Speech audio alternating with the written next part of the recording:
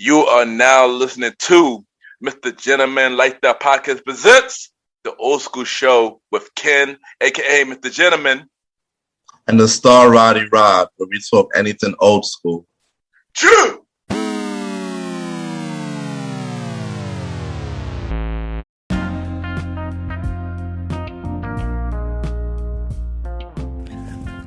Yes, hello everybody. This is your boy Ken, aka MrGentleman or YPG, and I'm Premier by Podcast. And welcome to MrGentleman Like That Podcast presents the Old School Show.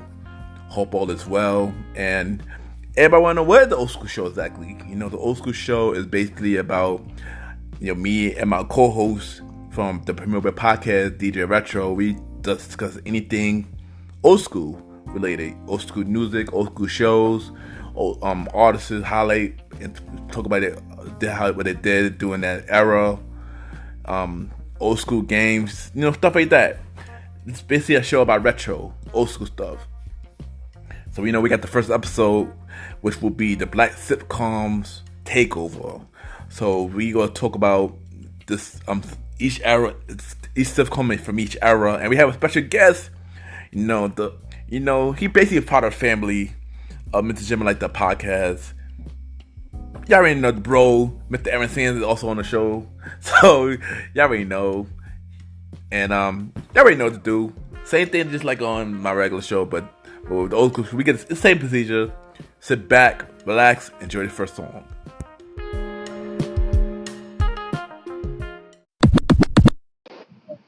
This is DJ Retro, and you are now listening to MrGentleman's Lifestyles Podcast.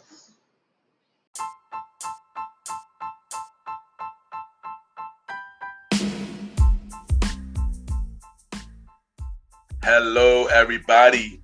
This is your boy Ken, aka MrGentleman, and I am the host of MrGentleman Like That Podcast. And this commercial break is brought to you by MrGentleman Like That Podcast. On MrGentleman Like That Podcast, we interview many guests about their life journey, pretty much where they come from and where they at now. Also promoting their brands or whatever they're doing at the time they come on the show. We also have the host talk about personal stories about himself and everything that he's been through. And also we have fun conversation about anything music, anything old school, relationships, wrestling, and many more. And y'all can tune in to MrGentleman Like That Podcast every Sundays at 12 a.m. We are also on every Thursdays at 12 a.m. for Spin-Up Series Thursdays, where we have all of MrGentleman Like That Podcast spin-off series all in one day, where we have a conversation about music podcast every first Thursday at 12 a.m. The Old School Show with myself and the star Roddy Rod every fourth Thursday at 12 a.m. And we have Date Night Talk Podcast with myself and Miss Vanna B every second and third Thursday at 12 a.m. And y'all can tune in to MrGentleman Like That Podcast on Anchor, Spotify, Apple Podcasts, iHeartRadio, Amazon Music, the Pods, and many more. Or y'all can check it out on the official website of MrGentleman Like That Podcast, www.realmrgentlemanlikethatpodcast.com, www.realmrgentlemanlikethatpodcast.com, and tune in every Sundays and Thursdays at 12 a.m. for MrGentleman Like That Podcast. Thank y'all for tuning in to this commercial break of MrGentleman Like That Podcast. Back to your regularly scheduled program. Cheers!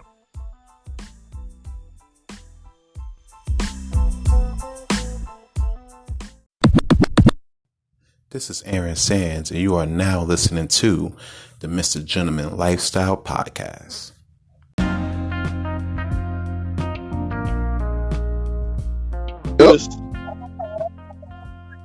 Yes, welcome back, everybody. Welcome back, and y'all already know this is the Old School Show, and this is the first episode, and I'm gonna introduce y'all to my co-host for the Old School Show. He is a part of the Premier Boy Podcast.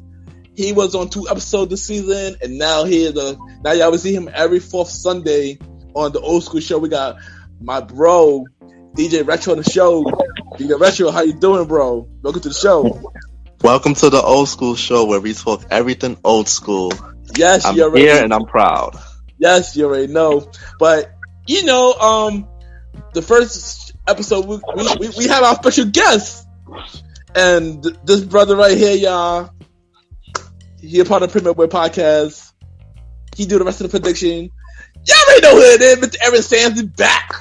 You already know what it is. This is Mr. Aaron Sands. We out here. Usually you catch me on the Premier Boys podcast Fridays at midnight on all your streaming platforms. But here's a different kind of mood. We're going to keep it a little buttoned up for the MrGentleman Lifestyle podcast. And we're going to talk about some old school shows today. Yes. Welcome both of y'all, like the co-host of the Old School Show and Mr. Aaron Sands. We already know this first episode. We can talk about black sitcoms, man. Growing up, the sitcoms mean a lot to all of us, but these black sitcoms mean a lot to us because we grew up on these shows. So before we start diving into each era, do y'all know what was the first black sitcom? Do y'all know?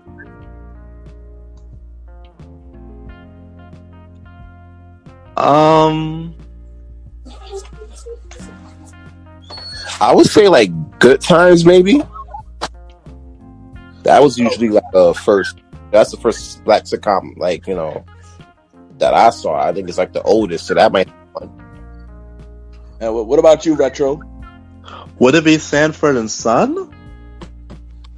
I ain't gonna front. I thought both of those too, but both of them wasn't. It was a show called Amble and Andy, and I did my research. I look at myself like, yo, what was the first sitcom? I thought it was as Jefferson. I thought it was Jefferson, but I look it up. It was the show called Amble and Andy. I'm like, whoa.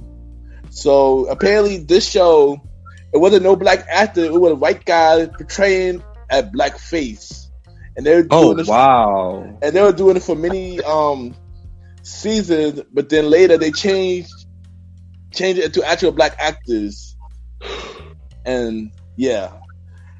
And that's crazy. Yeah, I know. Like we were going to play ourselves at one point. Yeah, I know, right? Crazy. And I mean, how do they? I mean, and back in the day, I heard that was like a big thing for people to paint themselves as blackface and portray us. But even up to now, I just can't get with it, man. That's crazy. And it's crazy because how can you blackface? You don't know how he actually is.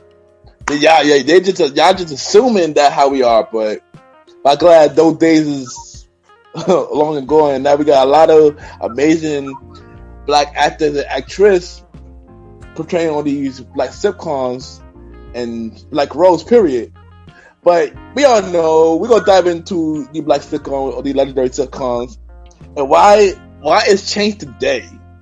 Why we only got black sitcoms today, like Black-ish and the Tyler Perry shows, but let's go back. Let's rewind, and let's start with the 70s. This guy, man, named Norman. Give me the name wrong. Give me the way he's saying Norman. For Norman Lear. Norman Lear, thank you. Norman Lear, he created a lot of shows. He played All the Family, but he created also a lot of black sitcoms.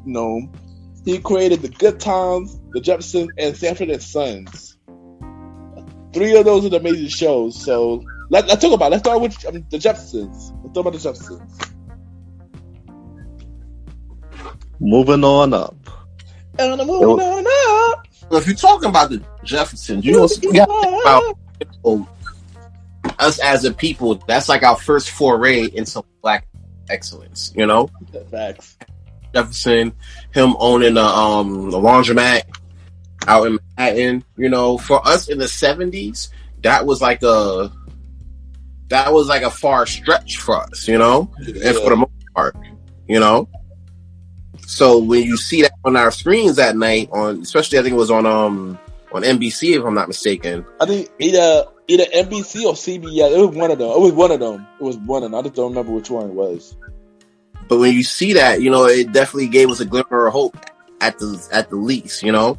And fun fact, like you can see, like, you know, it's like a stark contrast to All in the Family, which was a spin-off show for Yeah, definitely. And I ain't gonna lie, for a very long time I didn't know that until a couple years ago. I was like, oh, so that was? I didn't know it was like a spin-off of All in the Family. And that's crazy, you know. Yeah. But yeah. Continue, son. Continue. But when it comes down to the Jeffersons, like you see that dynamic that you try to build. Like when now, instead of us being like the working man, we're the boss. You know, exactly. And it shows us like how you know, even though it's funny, it shows how outlandish it could be. You know, and the fact of us, you know, being able to move in those circles as a black man, as a successful black business owner in the 70s. Fact. It's crazy how Jefferson was before his time when it came to that. That's crazy. And and one thing about the Jefferson, you know, Sharon Hensley, man, that dude is an amazing actor. I remember this one story where he was on set one time, and they say that he was a very shy guy. Very shy. Oh wow! But when he got on that role, he transformed into a completely different person that made George Jefferson who he is today. Like, that was just, I heard that, like, wow, this is crazy. And you know something too? Yeah. Like, he basically after George Jefferson, he basically kept getting guest appearance roles as George Jefferson for most of his TV appearances in the rest of his years. Like, it was definitely his highlight role, even though he did other stuff. But yeah. I know he was on. I think he brought George Jefferson and Martin. I think. Yeah, I think so. I don't know, Fresh Prince. He did a different role, Fresh Prince, but he was on Fresh Prince. It was I forgot which show it was. He was George Jefferson. He played George Jefferson. Reezy was on the show. I forgot what show that was. What's the Did they do an appearance on Wayans Brothers? When they tried to buy Philip Banks' house. So it was Fresh Prince. Nah, but it was another show though. He was George Jefferson. And Weezy came back as well, and they was on dating therapy. But I can't remember. I'm not sure what show that was. I think it was Martin, but I'm not sure. Or was it Wayans Brothers? Or was it? I don't know. It was Wayans Brothers. Honestly, Wayans Brothers do stuff like that. Probably was Wayans. I didn't know that. I know George Jefferson and Weezy was there. And it was like a dating therapy type of episode. So it could have been that. It could have been both of them was on the show. You know, Weezy died in the 90s, I believe. I think 90s, early 2000, and George died like a couple of years later. But yeah. And also, I got a fun fact. Do y'all know that they did a live version of the Jeffersons recently? Yeah, I think that. Yeah, they had Jamie Foxx play as George Jefferson, and Wanda Sykes played as Reezy. And all I'm gonna say is Jamie Foxx killed that role as George Jefferson. I was like, yo, he had every movement, he had a voice, he had everything down packed with George Jefferson. I was shocked, son. Well, shout out to the legend Jamie Foxx for one. I mean, you gotta think about it like this, right? You already know he's like amazing at impressions. So doing George Jefferson wouldn't be that far of a stretch for him. Yeah, I agree. You know? I can definitely see him killing that. Yeah, I mean, of course, you know, Jamie Foxx is one of my favorite actors. But we're gonna talk about Jamie Foxx later. But when he did that role, I was like, oh wow, pretty much Jamie Foxx was already dope with impressions anyway. But it's like only watching Jamie Foxx, I saw George Hensley, and like when Jamie Foxx was doing that role, I was like, wow. And let's just say he did George Hensley proud. That's all I'm gonna say. He's definitely smiling in his in the afterlife right now. Yeah, I agree.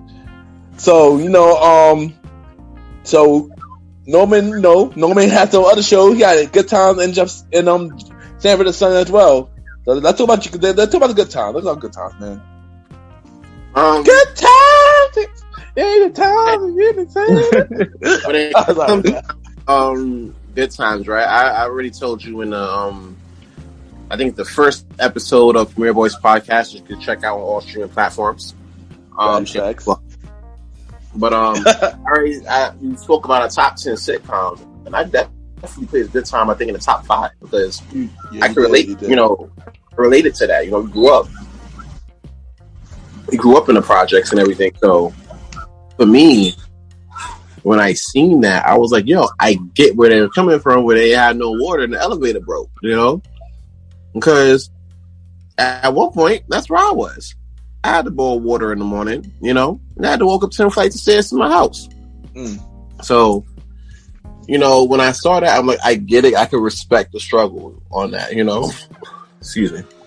But now, you get towards the end, they also spoke, when you look past the struggle, they also spoke on really positive Black issues that were going on in the 70s too.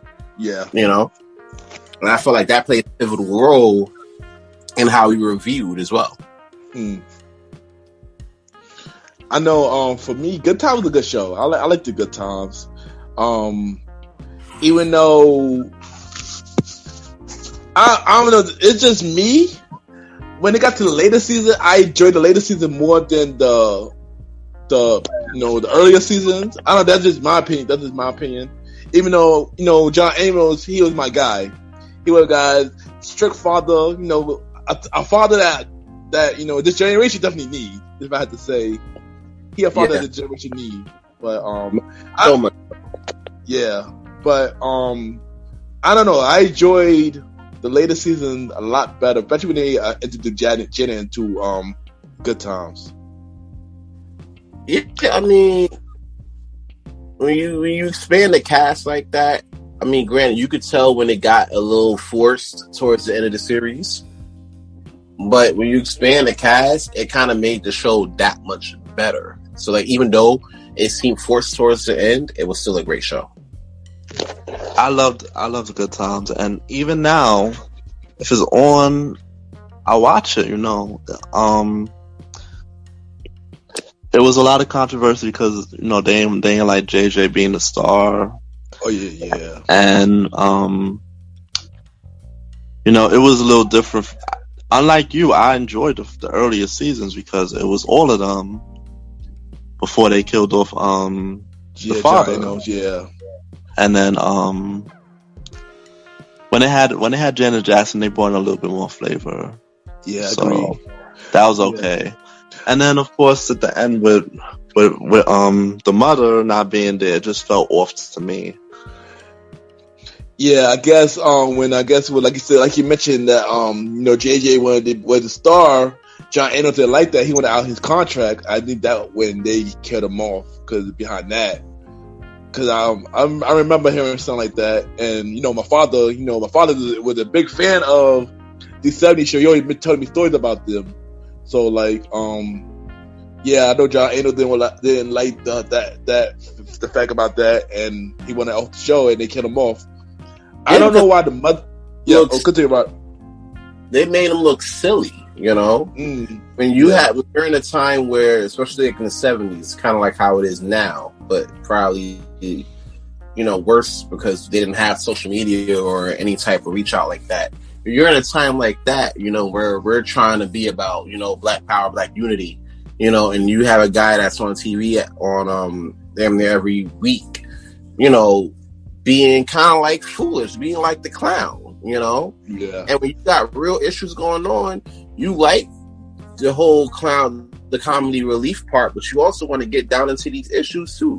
Get something that the people relate to. So I could understand. I heard when John Amos left, and then later on, Florida. Yeah, they left mainly because of the fact that they was trying to make him a star because he was being like a buffoon. Yeah, like for example, Fanny Matter with Steve. We're gonna talk about that a little later, though. I don't mind me saying that. I'm gonna talk about it a little later, but yeah, that's true though. Yeah, that's true though. But I want to say one thing, just like the Jefferson, they did try to do over Good Times Live, and it wasn't up the part like how the Jefferson was. The captain was kind of off for me. Jay Farrow, he always kill it. But one thing, shout out to this beautiful lady, Corinne Fox. She a very beautiful lady, beautiful girl. Just thought I shot y'all on this podcast. But when she played, they gave her the role as Thelma, but she didn't fit Thelma at all. So wait, hold on. So you're gonna say, right? It sounds like you're gonna shoot your shot at this beautiful woman, right? And then dog her portrayal of Thelma. Are we doing that today?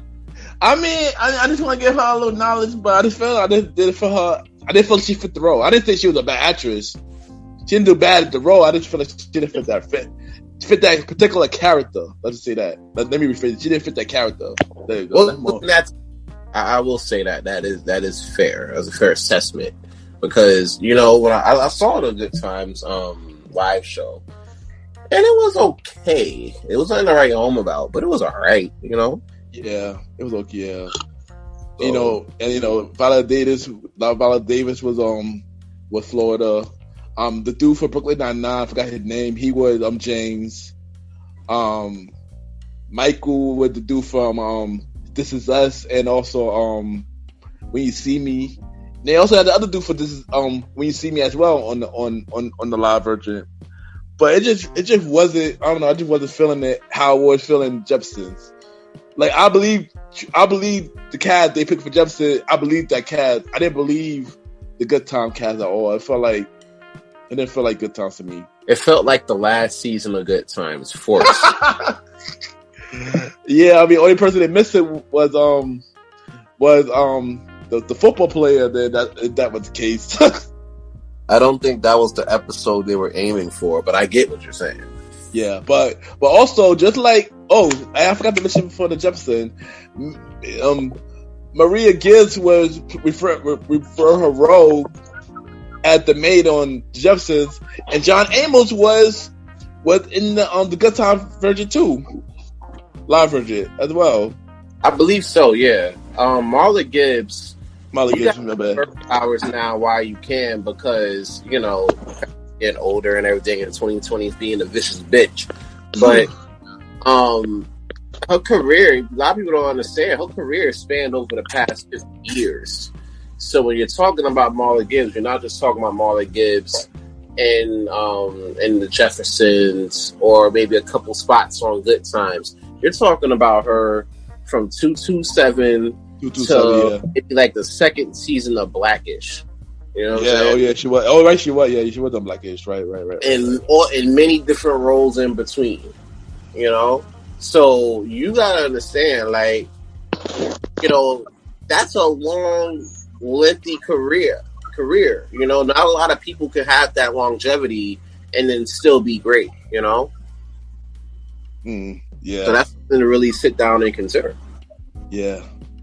And in the last show, we're going to mention from the 70s that Norman made was Sanford and Sons. How y'all feel about Sanford and Sons? Wasn't a fan. I get the importance I get the importance of it as in terms of the but as far as like my personal preference, wasn't really a fan. But I get the importance of it, though. I know for me, the Jeffersons. I mean, the Sanford and Sons. I wasn't too much of a fan of Sanford and Sons either. But shockingly enough, during the pandemic, I was watching it a lot. I mean, don't get one of the funny shows. Red Fox has always been funny to me. But it wasn't my favorite out of three. Yeah, if anything, that would have been Good Times, Jefferson's, Sanford and Son. That would be the order. That'd be the pecking order for the Norman Lear shows. At least the ones that resonate to me. All in the Family don't count in my life. Yeah, wow. definitely, yeah. Wow. But yeah, Sanford and Son wasn't really a big hit for me either. No, I tried to catch a couple of episodes, but it just wasn't hitting for me. It's not up there as one of the shows for me. Alright. So now, we're going to dive into the 80s, We have a lot of amazing shows in the 80s. We got this one particular show, which I believe is one of Roddy's favorite shows, Different Strokes. I can't remember the song, but yeah, Different Strokes. Different Strokes. Okay. So Different Strokes, it was a little, like, and I hate to use the word different here, I don't want to seem, but, it was a different type of vibe, You have two kids, being adopted by a rich white family at that in Harlem, 1980s. You know what I'm saying? Yo, hold on. Sorry to cut you off real quick, but I've watched that show so many times, but I did not know it was in Harlem. Well, here it is though. The Boyz, they were from Harlem. Oh, okay. And then they were like right in the Upper East Side. I could have sworn that that Philip Drummond and George Jefferson were neighbors. It would make perfect. Wow. It will make perfect sense. Huh? When you're talking about the plot, though, it's crazy because the show was great on and behind the scenes. Because a lot of people even know or might have forgot. I'm pretty sure out of the cast, about 60% of them were high on set. Whoa. Yeah, 60% of them were high on set because here it is. You had, you gotta think about like this. It's the 80s, Yeah. So it's like drugs is like sex. Everybody's doing it, Oh, you're true. Yeah, right? Nah, but it is what it is. It was easily accessible. If you're a star, it's even easily accessible, So you ever noticed, I think maybe by the end of season 4, the daughter, who was played by Dana Plato, she left the show. And she left the show because she had to go to rehab or whatever because she was showing up to the set lit. You know what I'm saying? Oh, wow. Later on in the series, Todd Bridges left the show for this game because he was on the show. And they were portrayed it with this white kid by the name of Danny Cooksley. He also played. I remember that. So when they kidnapped him, and they're like, "Yo, if you try to tell anybody or you try to call the police, I'm going to kill your parents." I remember that episode actually. When I first saw that episode, I'm like, "Oh shit!" Deadass about to kill his parents, and the way he said, I kind of believe him.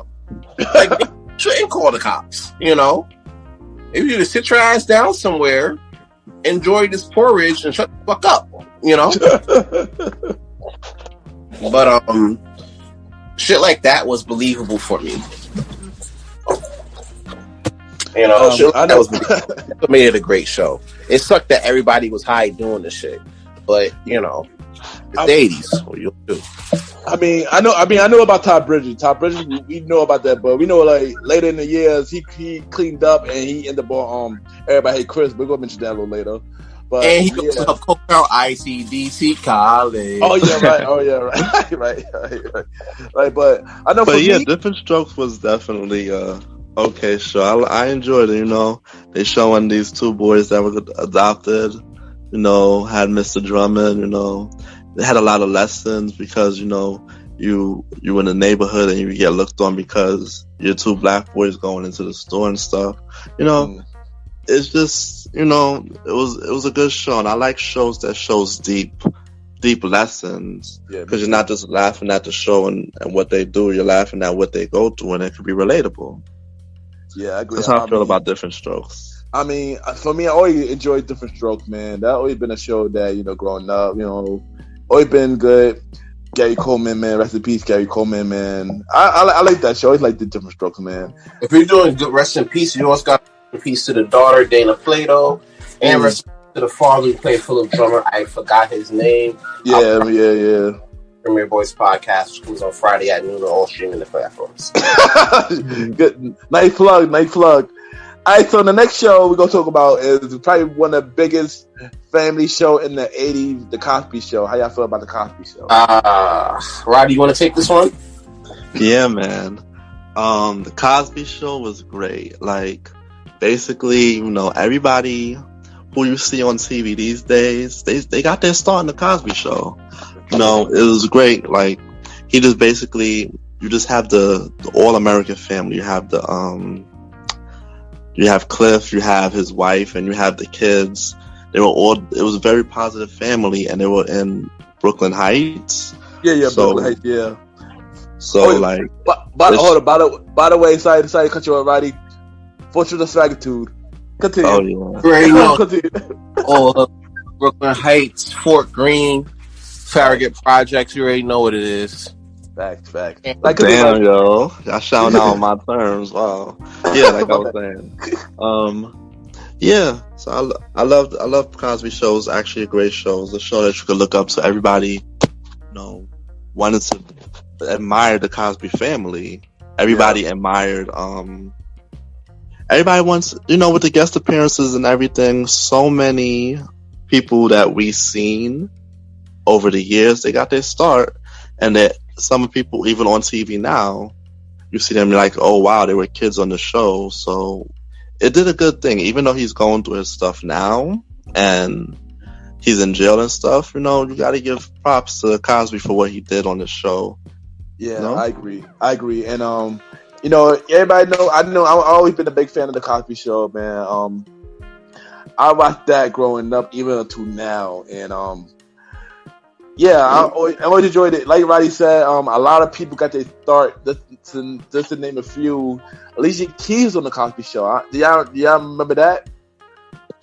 I seen the video that they passed around with her. Trivia question. What happened? Robert Sands? I thought that was. I deadass thought that was like a trivia question. kind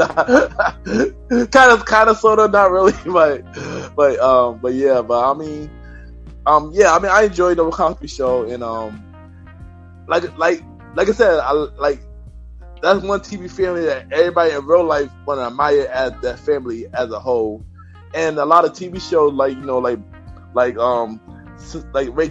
lot of fathers, successful fathers like Kyle, what's his name, Kyle Michaels from the Right Wife for Kids, Ray Campbell, and Blackish. I forgot the character name, Anthony Anderson character name on Black Ish. Oh, Dre. Owen admired what Cliff did. So yeah. Now see, that's a stretch too. I will say that, because here it is with Dre, right? He tries to portray like the Cosby father when they're really more good times than Cosby. Oh yeah, okay, you're right. No, Dre, no, you're right. But Philip Banks, you're forgetting. Philip Banks definitely. Yeah. But now you're right. No, about Dre. I get in a sort of set with Dre. He kind of mixed. I can see he is mixed with the struggle, but he also successful as well. I guess it's mixed with him. Kind of mixed with him. Here's my thing with the Cosby Show. And I'm gonna try to do this right without mentioning the trash bag, and I want to reference that because he's kind of persona non grata in my verbiage. You know what I'm saying? Hold on. Say that trash bag for the Premier Boy podcast. I forgot. I gotta be stuffy on the Gentleman Lifestyle podcast. Oh, I'm sorry. Button up in my bad. So yeah, I mean, as far as the show, I would honestly say like the Cosby Show kind of portrayed like the pinnacle of Black excellence. When it comes down to the family dynamic. You got the doctor father, the lawyer mother, kids in school. They're staying in school. They're not doing drugs. If they come across drugs, it's probably their friends. But it's not them, though. So it always showed them in that high light. Yeah. Shout out to the spinoff that was A Different World that actually became its own embodiment of like college life, It did, yeah, and to play off Roddy's point, he's right. Like, when you have these shows, when Cosby was out here, you can say what we want about the guy. you know, but you can't take away the fact that he did give, you know, a lot of the people that you see now a shot, at least a shot to, you know, do what they want to do, you know. And then from there, some careers flourished, others was Fun fact, by the way, Adam Sandler and Colfer Martin was both on the same episode. I know. I didn't know Adam Sandler. I forgot about Adam Sandler. I did. We all know cockroach. You know about cockroach. Everybody know cockroach, man. But I remember Cole got fired. I forgot he got fired though. He got fired for the show. I just can't remember why. I think he got high on set. Actually, yo, what is he got high on? Like, yeah, I think that was the reason. I think because he got fired because he got high on set. I believe that's the reason. Quote me if I'm wrong, but I think that's the reason why he got fired for the Cosby. Damn. And then they replaced him with the dude from King and Queen. I forgot the dude's name. But you know, Rondell already started the fire, so we're about to finish it off. A Different World. That's an amazing show. Even though the first season was when it was about Denise, and then her white friend going to a black school.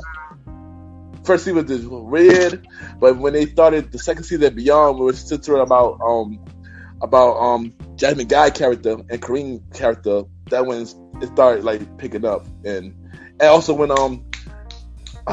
Debbie Allen took over the show as well. That was not crazy. I was like, I ain't gonna hold you. I was never really an OD big fan of Different World, but like Sanford and Son, I understood what it did for the black community. You know, especially when you're talking about college life and, you know, the things that go on, like with drugs, rape situations, things of that nature. You know, I know y'all gonna get mad at me at the following, but I felt School Days was better than half of the seasons on Different Worlds. I'm not even gonna disagree with you on that, because when I was younger, I wasn't big on Different World either. So it wasn't until I got older when I started watching it re-over and I started understanding it more and whatever about the society now. And when I started understanding it as I got older, I started appreciating the show more as I got older. Here's the thing about our age range, right? These shows came out when we were like really small. So now with the Netflix bringing back all these shows back and we rewatching it, we're just seeing it in a different light because we're older now. We understand more life. But when they were actually on the air, we were kids, you know. I was just born when Different World came out. I was literally just born when Different World came out. So, and it ended in '92 when I was probably I guess 5 or 6 maybe. I didn't even catch A Different World until they brought it to Netflix. Oh wow! But and that was only a few years ago.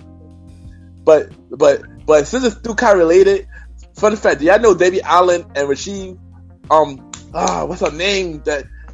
That beautiful woman name? I can't remember her name. Claire Huxtable. Yeah. They give her Felicia.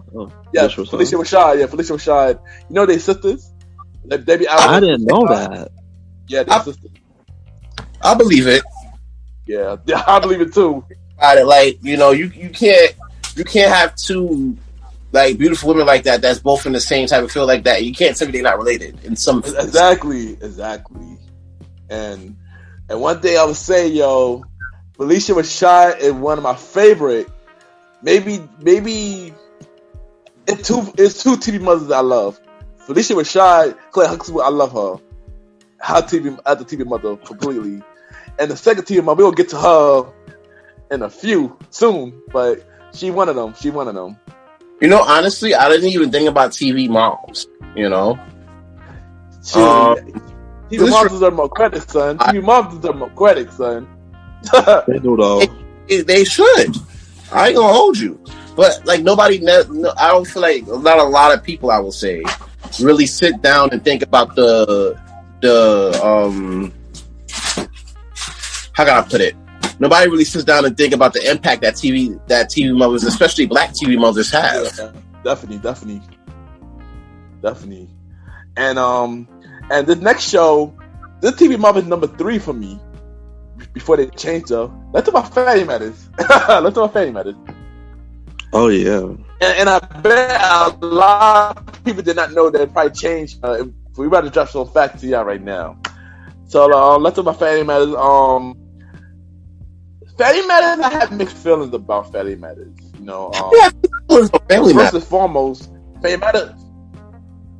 No, it's a reason why. I'm not later seasons though, but later season I did. But let's start with Family Matters. That one Family Matters was a spinoff too.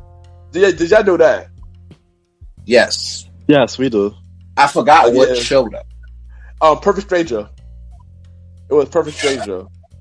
Was that with Harry? Harry was in Perfect Strangers. I do remember that. Yeah. It started with her because she was playing the elevator lady, and then later they brought Carl into the show. I think for like one episode, and they said they love Harry so much they turned her. They made the show out of it. They said they love Harry so much, and that way they did Family Matters. The thing about Family Matters, Family Matters was a good family show, but of course Family Matters did not do good the first season. I can believe. Yeah, and just like what I believe with you, Rondo, you mentioned through the good times, with the chopping block, they brought in Steve Urkel, and he was supposed to be for one episode. He was for one episode only. Until that he came in that one episode, he became popular. They kept him from every season after that. He became the pivotal part of the show, man. He became the J. Much. The J. Exactly. And I love Family Matters until they made Steve the main part of the show. And when I start disliking Family Matters, that's when I start disliking Family Matters. I'm not gonna hold you though. Yeah, I felt like it's different because with Good Times, right? It was a problem when JJ was like the main focal point because there was so much going on. You know what I'm saying? Yeah. With Family Matters, I'm sorry, but Steve made the show. If it wasn't for I have to agree with Mr. Sands. Steve made the show. No, I mean, I'm not saying that. No. What are you saying then? What are you saying, Sands? No, I'm saying repeat. Yeah. Oh, I said repeat it. Yeah, I was saying if it wasn't for Steve, right? Family Matters would have got canceled in season 3. No, I'm saying I know that, but I'm saying like I know. I mean, I'm happy that Steve saved the show, but when you start bringing in extra stuff like Myrtle Jackson, Myrtle Urkel, and Bruce Steve, and I mean Stefan. I didn't mind Stefan, but when you start bringing more stuff that's more directed to Steve as a whole instead of the family, that when the show just started to get like what and later after that, Harry probably got tired of it and she left the show. She got tired because Steve wasn't getting too much attention. I do remember that. I do remember hearing that she got tired of the show after that. Just like John Amos basically, or just like Viv? It's like Black Aunt Viv.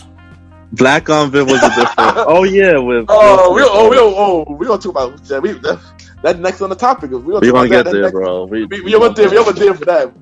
We over there for that. The number one TV model. We get to that, but yeah, and we know out of every sitcom, black sitcoms, Family Matters had a lot of seasons as well, just like the Jeffersons. Family Matters was on for 9 seasons. Jeffersons was on for 11.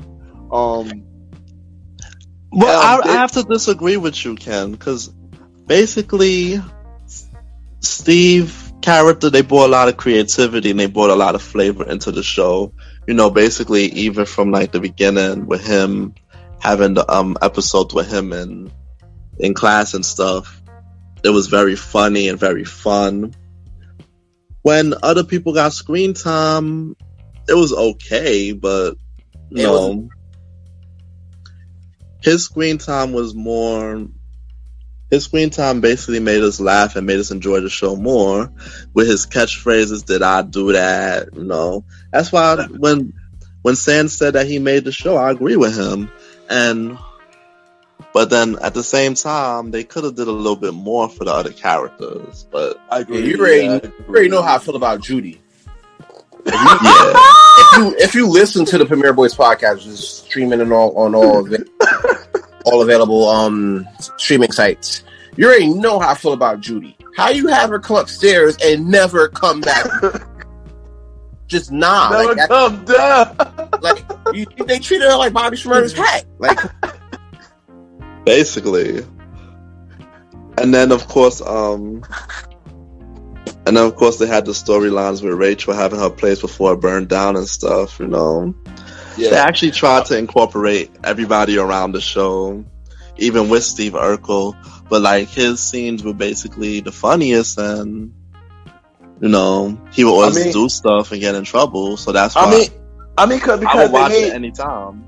Because they made him the star of the show. And like I said, I'm not mad that he became the star of the show because I like Fame Edits and stuff like that. I just mad because all the extra stuff on the show, they didn't. Yeah, but look, that's just my opinion. That's my opinion, though. That's my opinion. Look, what other shows did the same thing. You know, you have Martin with like 5 characters as well. You know, That's different. That's different. Martin. That's different. That's different. Martin killed it though. Oh, so you're saying that Steve didn't kill the as his alter ego characters? Stephon was really. I love Stephon episodes. I love Stephon. I didn't say nothing bad about Stephon. I said except Stephon. I talked about everybody else. Oh, you're talking about everybody but Stephon. Yeah, I said except Stephon. As here it is. Stephon got more shine than any other Steve character was out there. Yeah. Right. But let's be the somebody was checking for murder. Exactly, she was terrible, son. That's what I say. She was terrible, son. Like I hated Murder Urkel, son. I hated Murder Urkel. I like why did Steve bring this character? I mean, it makes sense why, but yeah, wasn't he also a karate? Yeah, Bruce Steve. But even then, it wasn't like Martin because all of those characters played for like an episode or two, except for Murder Urkel. I don't know why they expanded on that, but I remember Stephon stayed for a whole season. They had Stephon and Steve play at the same time. Son. Stephon had his own character art. He had his own character. Stephon came along. Yeah, she was torn between her. And the last season, she was torn between Stephon and Steve. I'm sorry. She was in tournament until Steve had Myra. Shout out to Myra, first of all. Michelle Thomas. Rest in peace to Michelle Thomas, man. Who was also on the Cosby Show. Let's be clear. Yeah, she was. Oh, she was. Yeah, she was on the Cosby Show. Right. She was on the Cosby Show. She definitely was on the Cosby Show. And as we know, the final season when Fame got canceled when they moved to CBS. Don't know why they did that. And they changed the Harriet to Gina's Moms. I don't know why they did that either. I don't know. Gina's Moms for that. Yeah. Yo, TV shows only do good until they change the formula. Because everybody noticed the change. Or until you change the Black Moms. Trust. Like, that's, you know. That's the second reason. Never. I'm sorry. And which leads to the next show, The Fresh Prince. Nice segue, right? Nice segue. So we got The Fresh Prince, man. We in the 90s now, by the way. We in the 90s. And The Fresh Prince. I ain't gonna hold you. That show alone is making me think about copping a new pair of files, honestly. As I'm sitting here recording, I'm lacing up my Eileen Green files, which you'll see on Ram soon.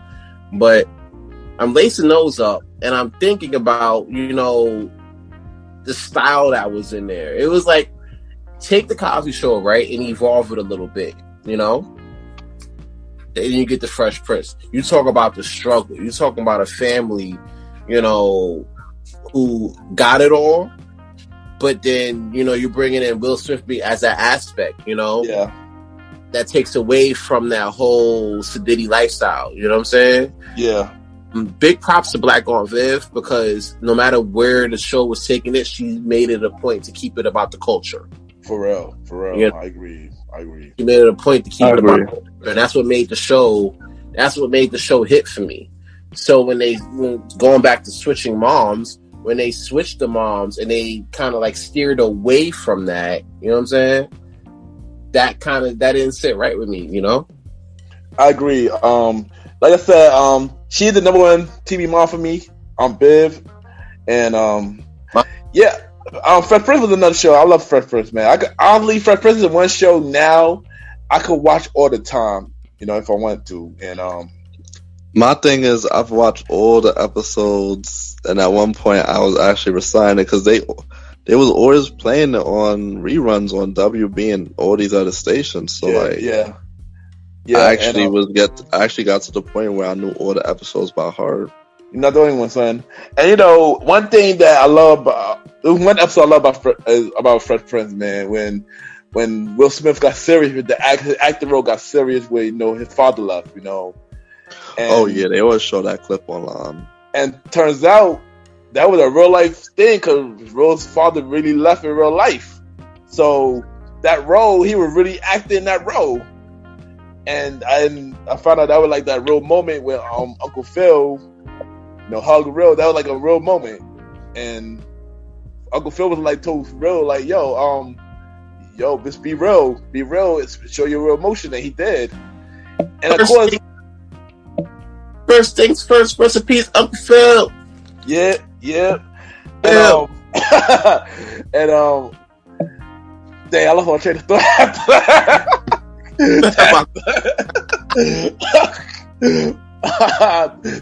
Somebody pick it up. Somebody pick it up.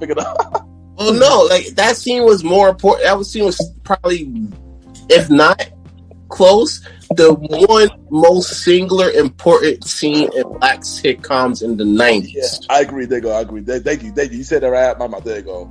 Yeah, it definitely was. But the most important scene from start to finish.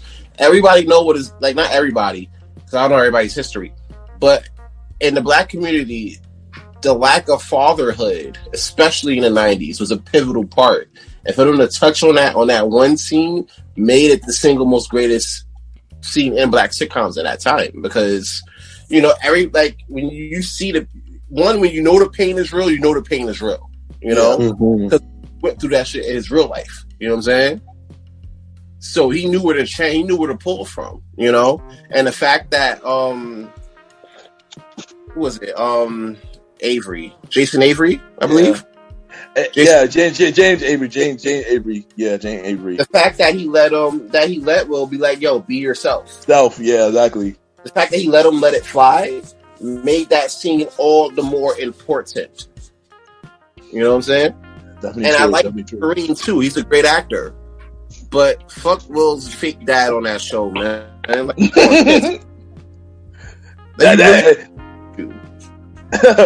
and that's the thing, yo. Like, when I watched that thing, and the dude that played Will's father on the show, he's a good actor. I hated him too after that scene too. Like, yo, why you did that to Will, son? Like, one thing about Monique and Precious, like, I love Monique. She's funny as shit. But I hated her in Precious, bro. Like, with a passion. Right. Like I said, when you a good actor when they hate you in real life, son. That's when they hate you in real life. That way you know you're a good actor. But the role bring it out you though. Exactly. But like with me, the Fresh Prince is definitely a good show. It was definitely a good thing, I enjoyed it. Yeah. But I'm gonna ask you a question. I want to make sure if I'm right on that. Was Will Smith the first rapper that turned to actor? I want to make sure if I'm right on that. No. I had a feeling. It was. It probably was. It's Ice-T. Ice-T. Okay, it was Ice-T. Okay, it was Ice-T. It wasn't in Law and Order. It wasn't Breaking 2 Electric Boogaloo. Oh. that because it might have been something earlier than that, but to my knowledge, Ice-T, first rapper / actor. I mean, cause it could be one of three. It could be IT, could be IQ, it could be Will Smith. It's one of three. If y'all know the answer, hit me up. next show, we got Martin, the biggest comedy in the 90s. I'm sorry, for me, that was like the greatest sitcom of all time. Sorry, hands down, greatest sitcom of all time.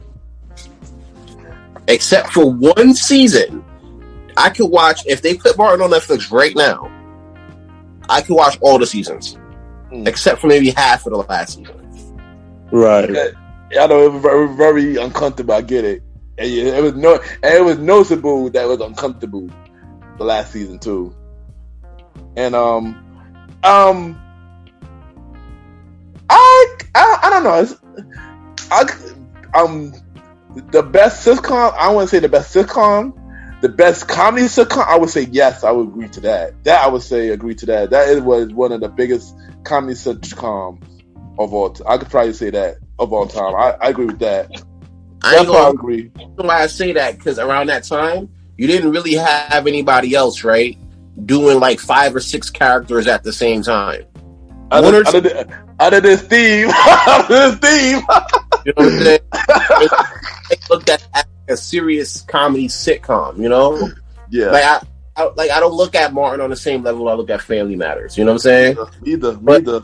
But when you have Martin characters just like that, you didn't see that shit before in the early 90s. Mm-hmm. So it was pretty innovative for its time. And then you had Eddie Murphy come out and do Nutty Professor. Oh yeah, right. Seeing like people do different things, but Martin started that shit. He agreed. Yeah, I agree. Martin was a trailblazer in so many ways with his show. Like the chemistry of the cast members was so great. Like we really can't revive because there's no Tommy. I really can't see somebody filling that role. You know. Yeah, the thing with that is it portrays the show had so much style. Like, like I never seen nobody rock Jay like except for the man Jordan himself and Will Smith. Like Martin, he always kept his style on point. You know what I'm saying? So for me, like I see that, I'm like, yo, I want to get fresh like that too. They had Biggie on the show. Yeah, Biggie, yeah, he did. Tracy Morgan. Tracy Morgan start on the show. Yeah, that's true. What about the pastor? What was his name? David Allen Greer? No, he wasn't. That was in his first show. Living Color, which was on the same night, by the way. Which was on the same night. Can we started in Living Color? Can we talk about the fact that along with like Living Single in New York Undercover, Fox was killing it on Wednesday night with black shows? He did, yeah, true. It was. We should admit. Yeah, that's true. He was. It was. Yeah, Wednesday or Thursday night. It was Wednesday and Thursday. Yeah. It's probably Thursday night. Thursday, because I remember they were up against NBC. They're up against NBC on Thursday. Because remember, they keep comparing Friends with Living Single, which, by the way, Living Single is next. Good segue. But yeah, how y'all feel about Living Single? Living Single was Friends before Friends became Friends. People keep giving Friends as the best sitcom of all time. So to that I say, I'm like, all right, cool. So if Friends is the best sitcom of all time, where's Living Single put in that? Because that's where it was based. Instead of just 5 single black people in Brooklyn, you got 6 single white people in New York, where there's no black people in New York. How do you do that? Where do you do that at? Living Single gave us the real in the view of women. It showed. It really like set the stage for womanhood in comedy shows. And if you think about it, I didn't think about this now until recently. You Living Single, you and I, without Living Single, we had shows like Girlfriends now, or Insecure, and even Sex and the City. One was white. Yeah, Who started that?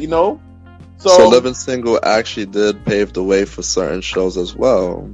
Yeah. Big up to Queen Latifah, man. Definitely Queen Latifah. And I heard Queen Latifah is thinking about bringing that back. You know, as you think about bringing that back. So I think with all the cast, even it will definitely use, and especially in this climate. Yeah, I agree. You know, if this could get views, you could bring back Living Single and then kill it. I agree. And my bad to backtrack, but did y'all know that they reboot Fresh Prince with the Bel-Air show, which will be a HBO Max next year? Just want to drop that little fact, just in case y'all didn't know about that. Well, no, we discussed that also on the podcast. And I ain't talking about us. I'm talking about the viewers that listen. The listeners. Listeners. Definitely gotta check that shit out. Yeah, definitely gotta check it out. Yeah, I am gonna check that out as well. but you know, also in the '90s, we got channels like WB and UPN picking up black sitcoms, you know. And on WB they drop a sitcom called The Wayne Brothers, the first black sitcom on WB. How y'all feel about Wayne Brothers? I like the Wayans Brothers for the most part. I mean, you gotta think about it like this, right? The '90s was probably the most prevalent time for black sitcoms ever, you know, with so many that's out. There's so many that probably can't even get to, you know.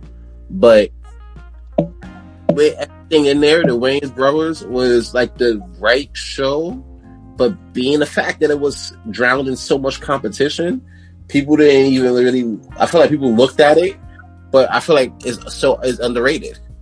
You know, I feel like Wayans shows underrated, and the fact that they didn't get a final episode like that is kind of. Oh yeah, exactly. Oh yeah, you got canceled, right? It never got a proper finale. What I hate when that happened to shows. You know, especially a lot of black sitcoms did not get a proper finale. I mean, for me, Wayans Brothers, it was funny. You know, Jarvis, man, legend, man. You know, yeah, it was funny, man. What about you, Roddy?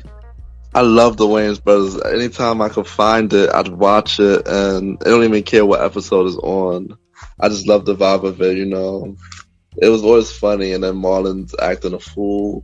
I used to always make fun of TC and what was the big dude name? Forgot his name. I can't think of his name at the moment. Definitely played it in Lean On Me as Gucci Man. Gucci Man. And White Mike.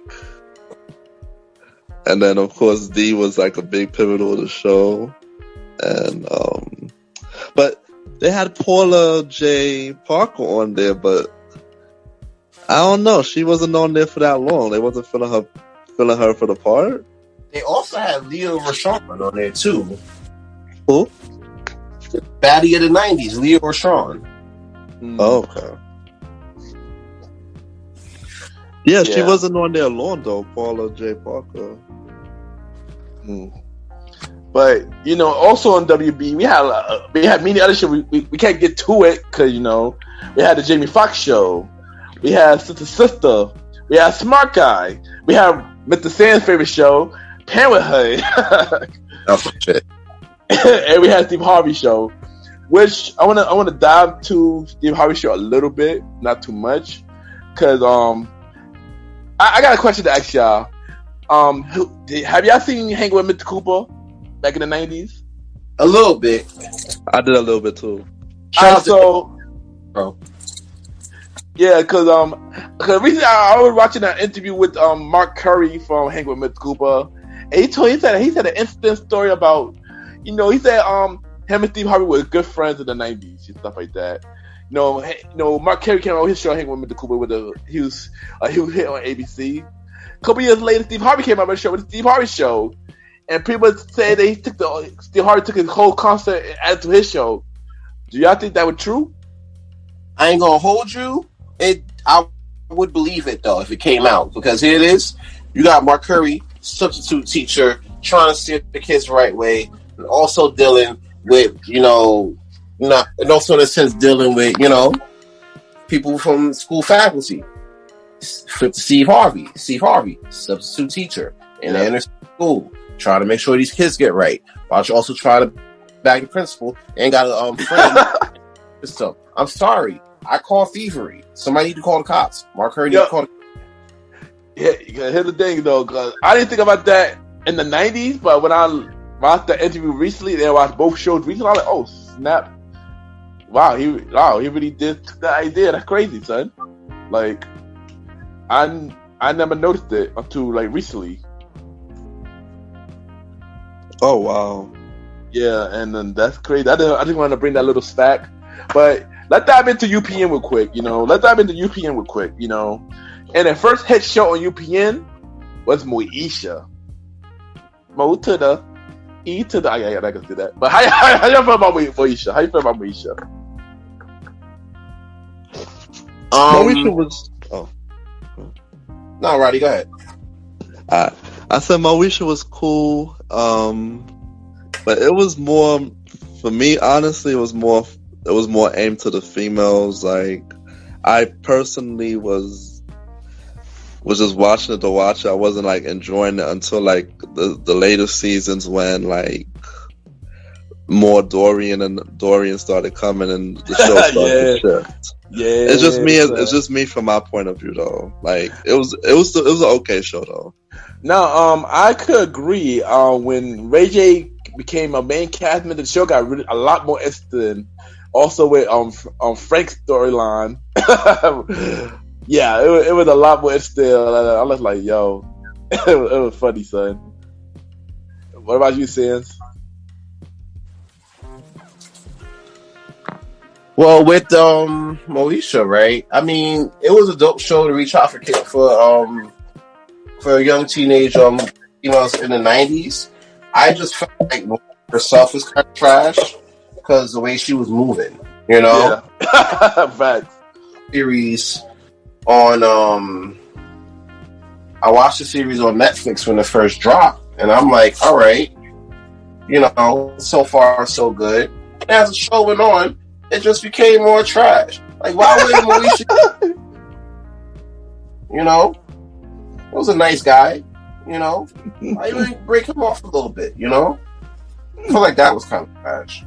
There's a lot of trash actions. Joyce played Kim, who was a baddie on the show. Yeah.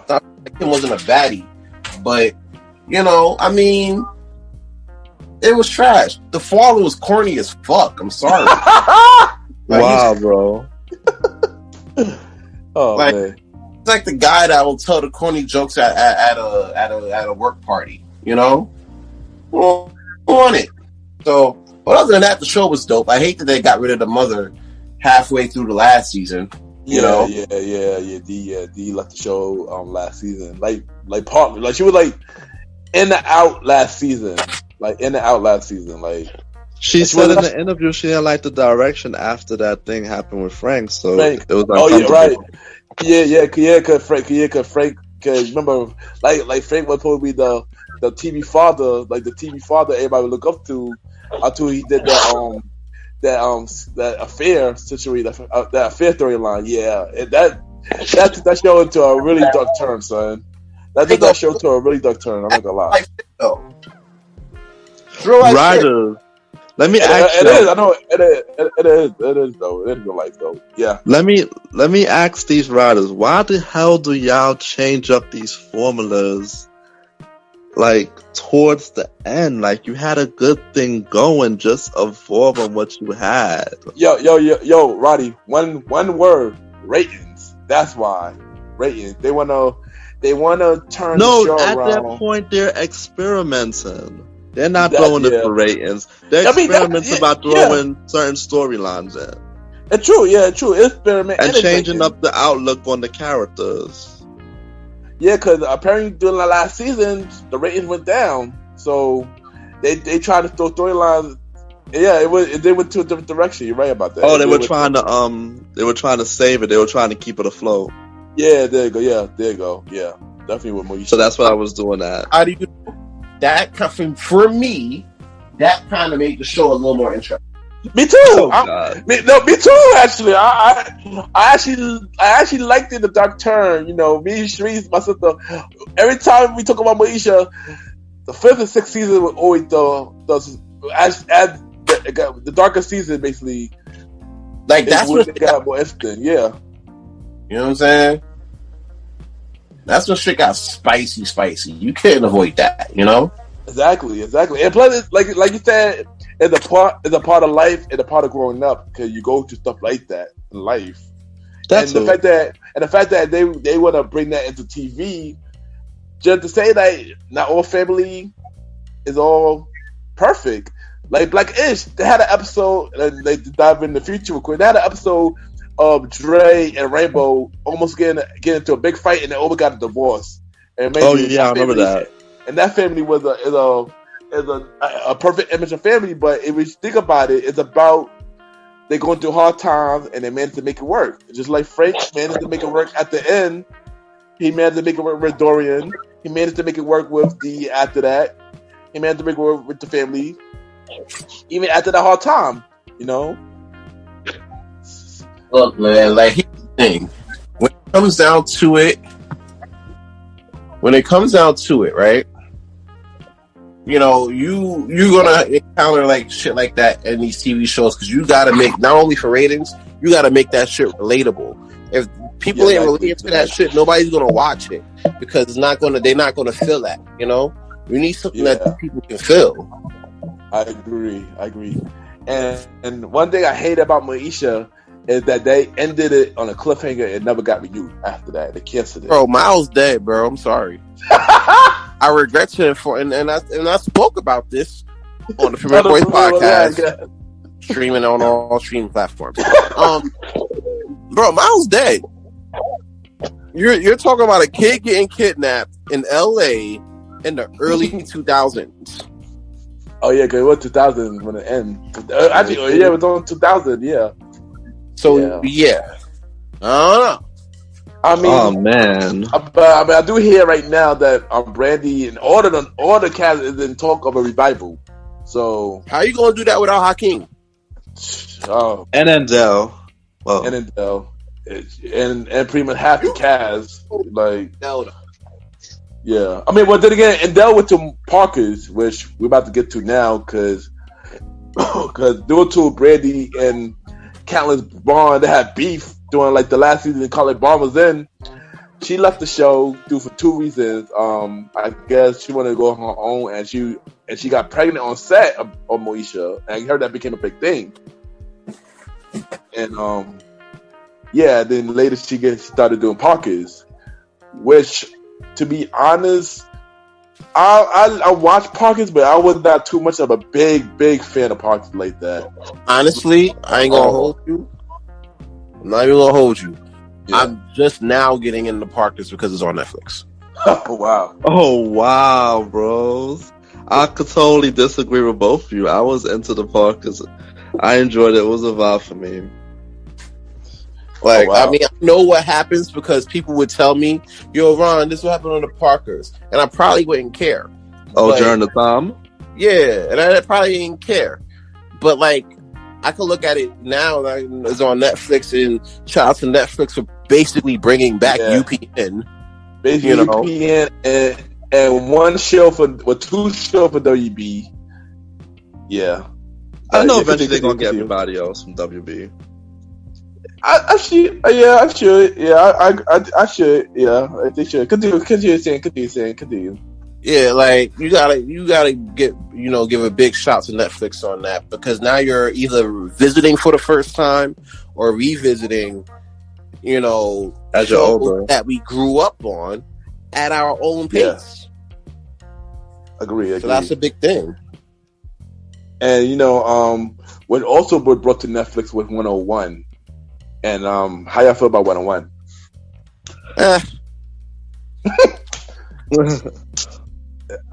What about you, Roddy?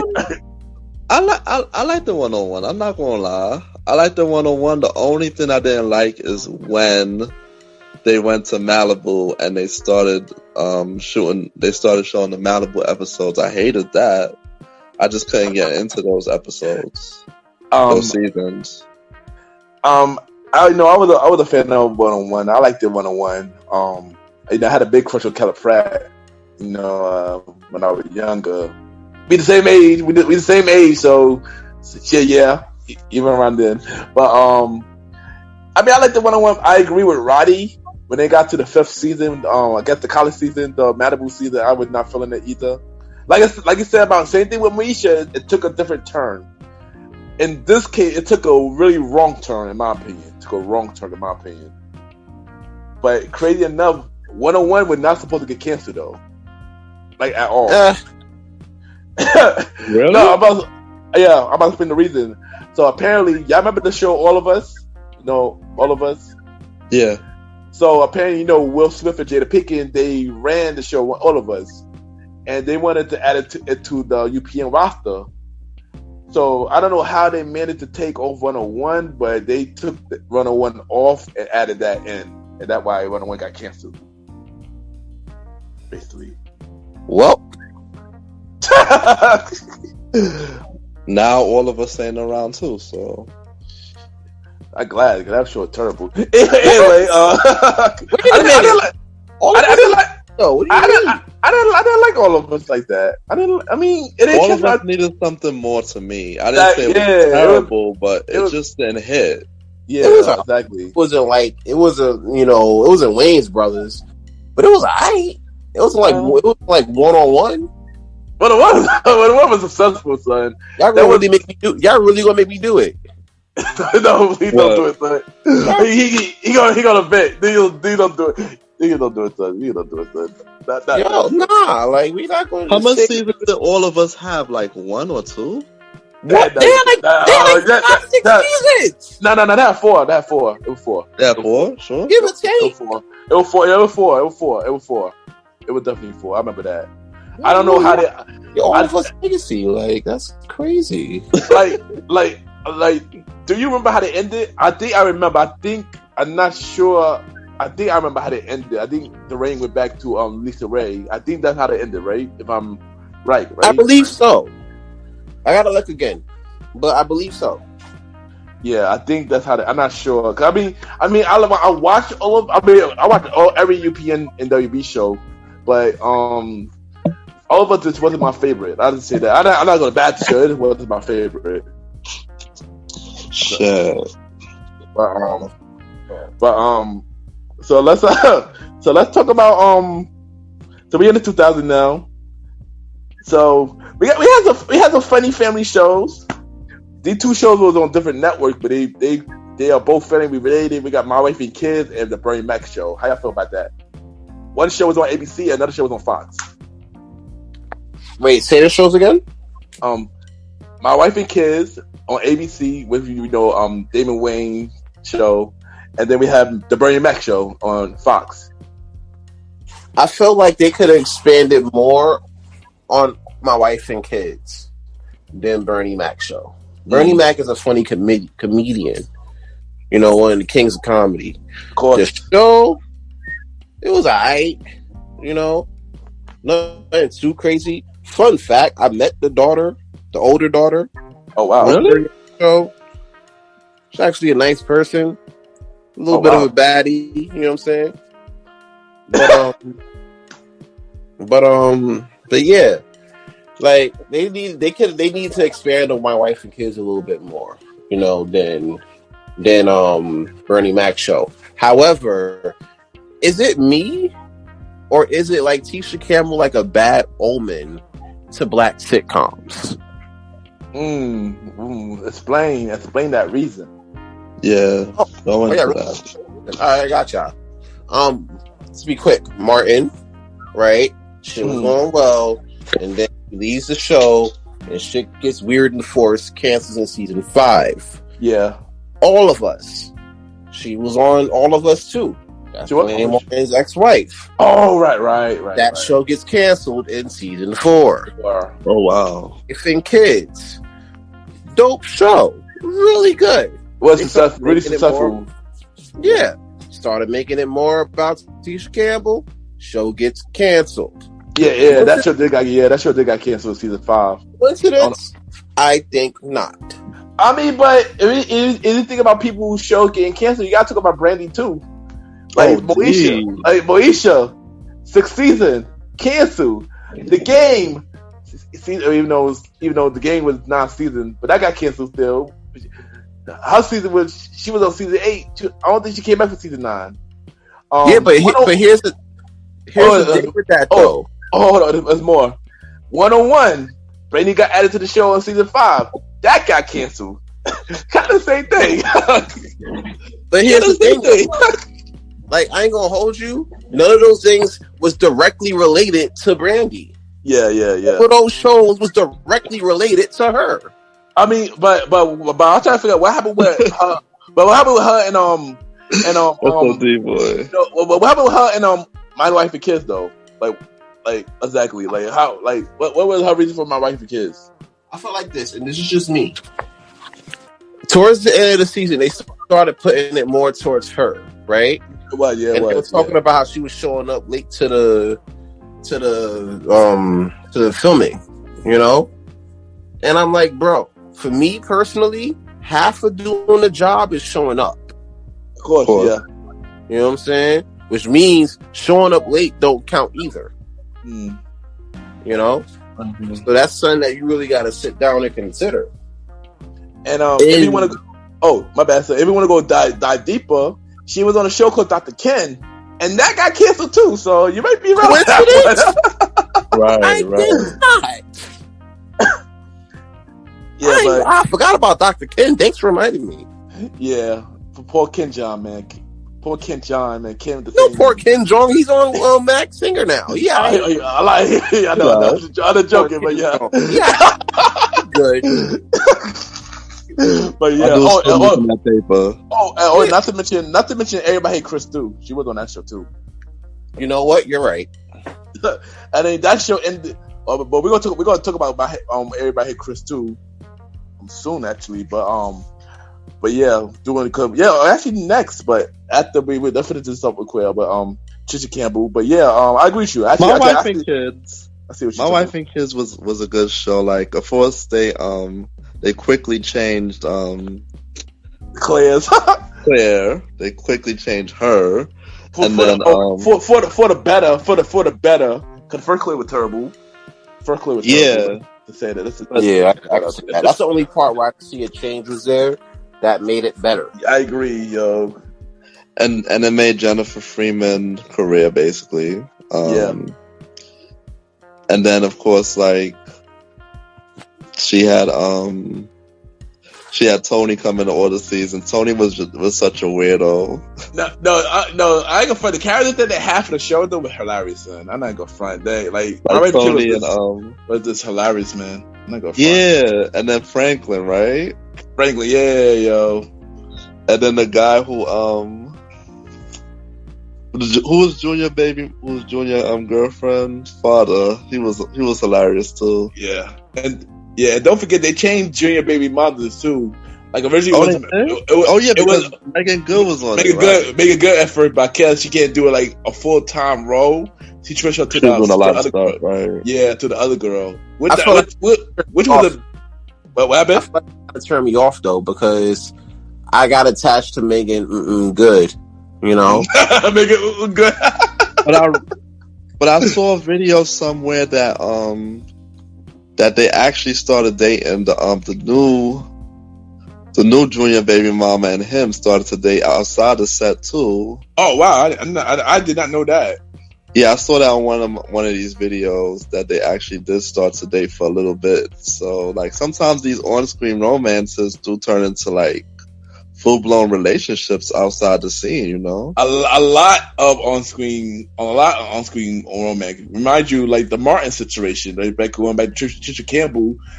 I heard Martin fell in love with Trisha Campbell, and apparently, Martin got jealous because she started dating Dwayne Martin at the time, and that when all that happened with that whole situation for Martin. Right.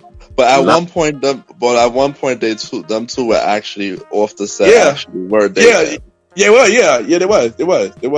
Y'all want to know about that? Anyway, yeah, I might have dated her cousin. What? I just remembered. I might have low key, and I didn't even realize it until like just now, as I'm thinking about it. Oh wow, son. Bro, where your girl at? Shoot. Watching not kicking your butt. Well, yeah. Anyway, let's not make this uncomfortable. We could definitely get into to the next show, which is Everybody Hates Chris. Let's finish off on Bernie Mac real quick. So Bernie Mac was successful too, and Bernie Mac was supposed to have another season, but sadly around that time he started getting sick around that time. Mm-hmm. So he had to end the Bernie Mac show. Recipe to Bernie Mac. So so the last 3 shows for the 2000s was probably the last 3 shows on CW. Which was Girlfriends, which was on UPN, which they put on CW. The Game, which is a spinoff for Girlfriends, in case y'all didn't know. Girlfriends, the Game was a spinoff from Girlfriends, and it's probably one of the successful show in the 2000s. Everybody Hate Chris. How y'all feel about those last 3? I don't know, man. I mean, it's like all 3 of those shows had a tough act to follow when you talking about the greatness of 90s sitcoms, I was about 2000, not 90. I was about this. I know you're talking about 2000s. Yeah. Okay. They had a tough act to follow. Oh yeah, they definitely did. Because all of those shows was good in their own right. Girlfriends, Game. I just got finished watching Girlfriends on Netflix. The whole shit, and it was a great show. But I felt like if we're comparing, then no, it's not in the comparison. It's not even in that comparison. The Game included. Everybody Hates Chris definitely included. Everybody Hates Chris too, different show. Ooh. Yeah, and I ain't gonna hold you. Everybody Hates Chris definitely had a 90s vibe. Yeah, it did. And yeah, it took place in the 80s. Yeah. I don't get what I'm trying to say. It took place. It had a 90s vibe, but yeah, it took place in the 80s, but it had a 90s vibe. I get what Rondo's saying. Of course. You could put that sitcom in the middle of 98 and it would have hit. I agree. And the thing about those shows, doing those shows when they moved CW with the new network, that when UPN and WB they took it off the market because they was upset that Black was making their channel successful. That don't make no sense, but yeah. So they moved those 3 shows into CW, and they expected to do bad, even though Girlfriend became the longest rating show on CW at the time. Even though it didn't get a proper finale, the Game got canceled. It was very underrated at that time, and they tried to cancel Everybody Chris, which I don't know why, because Everybody Chris became the highest rated show on CW. The highest rated show on CW. They tried to cancel it, but Chris Rock was like, nope, I'm gonna just end it on a perfect note before y'all try to cancel my show. And that's probably the smartest thing he could have done, because I told you, if you're talking about a show that's about Chris Rock, right? We kind of already know how it ends because the show's still being played. So when you see that, and if you listen to his comedy stand up, after high school he became comedian. Yeah. Well, not exactly. Not exactly, but he worked at Red Lobster first. Then became a comedian, but then he dropped out. So you look at the last scene of Everybody Hates Chris. Yeah. And when he opens the letter, and he's like, what it says. I could honestly see his mom saying, you failed the test. You can't even graduate fucking high school. And then Everybody Hates Chris. But in reality, I know. Yo, I got a fun fact for Everybody Hates Chris. Yeah, what's up? So, Tashina Arnold, I've noticed this. I found this on YouTube surfing one day. she actually wanted to make the whole theme song. You know how they say Everybody Hates Chris? It was supposed to be a whole entire song, not just a little clip. Oh wow. Yeah, but when she submitted it, they only took that one part and just put it. So like that would have originally have been the theme song if they had enjoyed it more, and it was a whole entire song. Oh wow. So that would have been like in the beginning. Yeah. Oh wow, that would have been dope. That would have been dope. Now that would have been dope. So I don't know. Maybe I'll find a video and share it with y'all. But there's actually a clip of the entire "Everybody Hates Chris" with Tashina Arnold and the two other girls that you hear on it. Oh, nice. Well, you ain't know. If CW wouldn't try to cancel Everybody Chris probably would have been through going on. Because Chris Rock got a lot more stories. That's definitely a fact, and it probably, I wouldn't say it's still going on today, but yeah, it could have definitely went on for like another 4 or 5 seasons. What? Everybody Hates Chris. Oh, okay, yeah. Wow. Yeah, but yeah. So now we got the present, and we know which is Black-ish and Tyler Perry shows. Like Meet the Browns when it was on the air, House of Pain, stuff like that. How y'all feel about that? Black-ish is, I always felt like with Black-ish, it's kind of like the evolved format of the Fresh Prince, which is the evolved format of the Cosby Show. It's the evolved format of Good Times. I always tell people, you got to start from somewhere to understand where you are. With Black-ish, right, is basically similar standing. It's a similar standing with your family shows, but you take into account today's climate. You still have a lot of race issues. You got the advent of social media.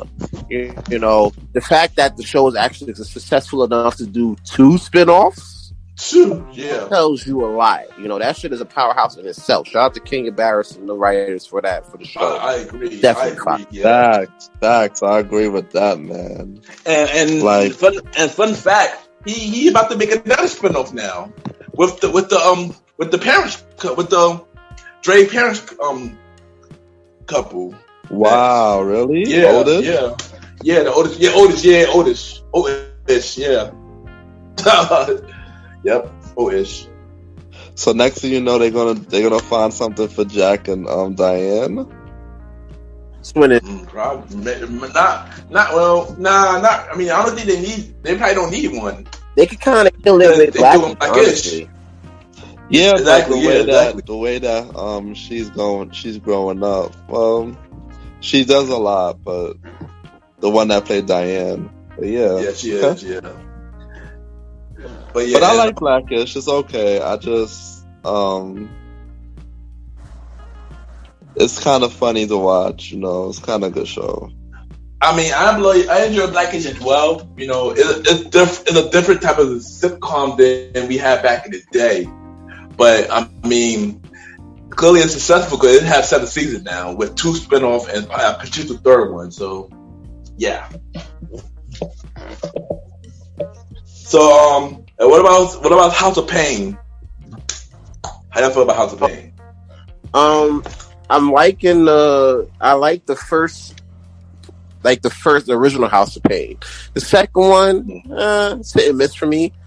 But Tyler Perry, what he's doing now with his comedies is it's good. It's a good show. I'm kind of feeling it. I'm not really feeling assisted living like that. I already discussed with you guys. It doesn't hit for me. I feel like House of Pain is literally carrying his whole comedy department. I agree. I always enjoy House of Pain. Even though the revival he brought back is kind of slow, but I still enjoy it. I'm not even gonna get into Meet the Browns and Sister Living because clearly they're both the spinoff for each other. So I'm not even gonna get into that. Yeah. What about you, Roddy? Always been a fan of House of Pain. Always rocking with House of Pain. Even though, just like you said, it's slow. I gave it a chance, and I'm still going to keep up with it. I've dropped Assisted Living altogether. I just can't get into it, man. I mean, even when you bring Brown and Cora, it just doesn't really spice it up the way it's supposed to. So basically, House of Pain is like the only sitcom that's really hitting out of the Tyler Perry Studios for sitcoms. Alright, so before we go, we're gonna play a little game, y'all. We're gonna play a little game called Keep in the VCR. Since this is the old school show, keep in the VCR or throw it away. So I'm gonna name a show. I'm gonna name a show that's on this list, and y'all tell me that y'all keep in the VCR or throw it away. Are y'all ready? I answer this for myself as well. I'm answering for myself as well. Are you ready? All right, let's throw it. The Parenthood. Keep it. Keep it. All right, sister. Toss that shit. Toss it, not for me. I'm gonna give it an I don't know. I'm gonna give it an I don't know because that show is a hit and miss. I always like the sister, but at the same time, it's like I mean, yeah. Smart guy. Keep it. Keep it. Keep it. Kenan and Kel. Put it on DVD. Keep it. I definitely keep it Kenan and Kel. 227. All right, you might. I don't want to keep it, but I don't want to throw it out. So just leave it hanging out the VCR real quick. All right, so let's say I don't know. The middle one is I don't know. What about you, Roddy? Toss it because it wasn't a big thing for me. I wasn't a big fan for this one. I mean, I'm not gonna lie, I wasn't a big fan either, so I'm gonna throw it away as well. All of us. Keep it. Matter of fact, put that on Netflix if it's not there already. Toss it for me. Yeah, we waiting for all of us ready. I'm gonna toss it. I bet y'all gonna make a one-on-one like this. Stupid. The Hooglies. Wait, what? The Hooglies. Yeah. That. Yeah, y'all don't remember the Hooglies show? Yeah, that's why I said toss it.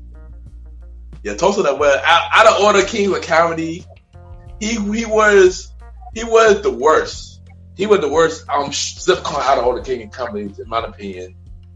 He was. He was the Entertainer's own show, which got canceled because of 9/11. Oh yeah, was better than. Oh yeah, I remember that show. Cousin Skeeter. Put it on Netflix. Keep it. Keep it. Definitely keep it. That's one show that I've been wanting to see again for a very, very long time. Let's see if y'all remember this. Homeboy from Outer Space. Oh, toss that. Homeboys from Outer Space. What the fuzz? Put that where you put Malcolm. Y'all don't remember that? You don't remember that? Oh, that also I'm tossing that too. Because by the way, Awesome. I agree with you on that. The Marlon Show. You can toss that. Yeah, I was feeling that. The Carmichael Show. You could keep it. Keep it. I agree, keep it. I want to dive into the Carmichael Show real quick. I'm mad that NBC canceled it because he wanted to he wanted to speak realness on it. I feel like somebody should have picked that show up. I'm sorry. That should have never got canceled at all. I feel like Netflix should have picked it up, honestly. I agree. Netflix or Hulu. I was still Hulu, at least. Yeah. I was definitely still Hulu. The Sinbad Show. Basura. Oh, that's Spanish for toss it.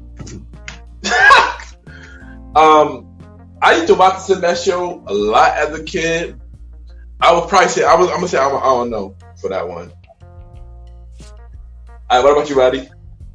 I said toss it. Toss it. And last but not least, Eve. I don't know. It was alright. Eve wasn't for me. Toss it. It was alright though. I might say keep it. I know for me, I probably would toss Eve. I don't know.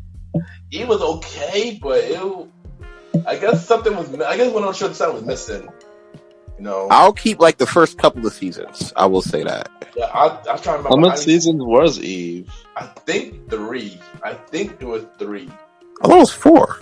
3 or 4. I don't remember. I think it probably was 4. But I would say keep the first 2 seasons. I probably no. I'm gonna change my. I'm gonna change the. I don't know. I'm gonna be honest with you. Fun fact about Eve: the show got canceled because she kept showing up late. You know. Yo, these people got stopped coming in late. I know a few people that need to stop coming in late. Oh, geez. Oh man. All right, so I got two final questions. All right, who was the dumbest sitcom character in your opinion? Hands down. Yeah. Waldo. I was just gonna say Waldo as well, bro. I probably think this is the first time tonight. I think that we all agree on the same thing. Like by far the dumbest character I've seen. He was the dumbest on any sitcom. Yeah, he was.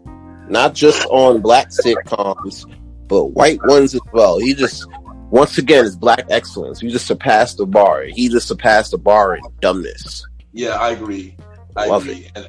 And last. But what I want to understand real fast is how come in most of these black comedies they always had that one dumb character? So I don't know. I did not know. I'll tell you like this: comic relief. Yeah. Comic relief. You gotta have a dumb person in the crew. Even in white sitcoms, they had that one dumb guy. Look at that '70s show. Kelso was the dumbest guy on the show. He was. Everybody knew it. Yeah, he was. Though. He wasn't dumber than Waldo, but he was pretty dumb. He was up there. Kelso was up there. He's the top 5 of dumb characters. You know what I'm saying? So I would I would say not just in black sitcoms, but white sitcoms, Waldo takes a cake. Yeah. All right, and the last one, who was the most dominant TV father? That's easy, bro. Like you asked a softball question. That's James Evans. That's the father we need now. I agree, James Evans. You know, because he ain't afraid to sit there and beat somebody's ass. He'll beat your kid's ass if he think they ain't acting right. I agree. That's impact. Or give them that stank look. I agree. That was before the ass whipping. Fact. That was real corny. Yeah, but in fact, Mr. Sand, thank you for coming on the show, the first episode of the Old School Show, and the Retro. Thank you for being the co-host of the Old School Show. Thank you for tuning into this. Everything old school. Over to the old school. You already know. You can see me be a little bit less unbuttoned up and a little less stuffy on the Premier Boyz podcast. You already know. Check that out on all your streaming platforms. You can follow me at Aaron Sands Premier. That's AARONSANDSPREMIERE. Alright. DJ Retro, drop your social media, son. Alright, you can find me on my Instagram at Roddy RODDY _DJ Retro. Okay, nice. Alright, thank y'all, and we'll be right back.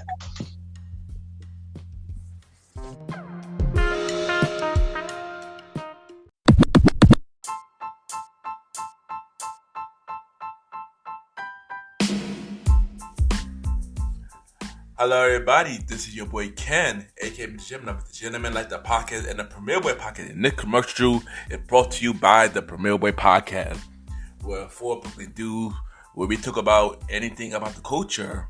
Hosted by myself, Ken, aka MrGentleman, Mr. Aaron Sands from King Talk with Aaron Sands, the Star Roddy Ride, who is also my co-host of the Old School Show, and long live the Chief Nolly Bell. And we talk many topics, from politics, music, sex, love, relationships, and many more. And also every topics that's going on in the news right now. Many of our topics are very controversial, and the podcast show might not be for everybody because we talk about many explicit content, and yeah. So if y'all decided to check out the show, y'all be warned because y'all might need a drink or two. And yeah, because this podcast is so crazy. I'm shocked that it had not got canceled yet. So if y'all looking forward to listen to the premiere of the podcast, check it out on Anchor, Spotify, Apple Podcast, iHeartRadio, and many more. Each and every Wednesday at 12 a.m. You can check out the premiere of the podcast with myself, Mr. Aaron Sands, Star Roddy Rod, and Long Little Chief Mally Mal. This is your boy Ken, aka MrGentleman. Have a good day and night wherever you're listening to this episode. Now back to the show. Yeah!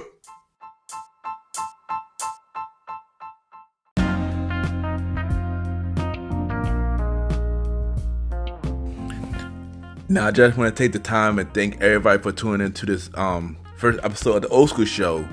You know, with myself and DJ Retro, we appreciate it. Thank y'all for the first, tuning into the first episode. You know, it means a lot. You already know, thanks to special guest to the bro from the Primo Web Podcast, Mr. Aaron Sands, for coming on to this first episode. You already know, y'all see him again doing the Survivor Series episode.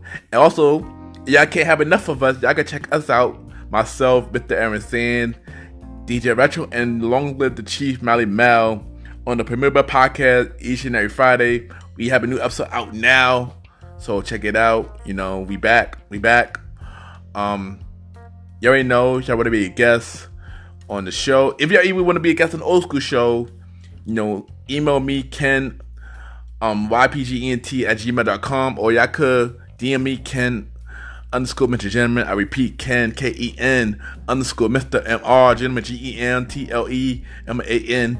You already know the Old School Show is every fourth Sunday of every month. This is a monthly show, so every fourth Sunday y'all will see the Old School Show.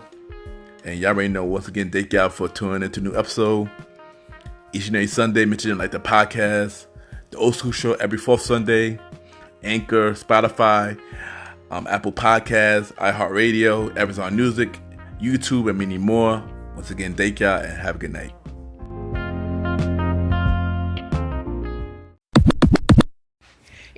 This is Nana Powell and Tawana Pyle, and you are now listening to MrGentleman Lifestyle Podcast. Let's go.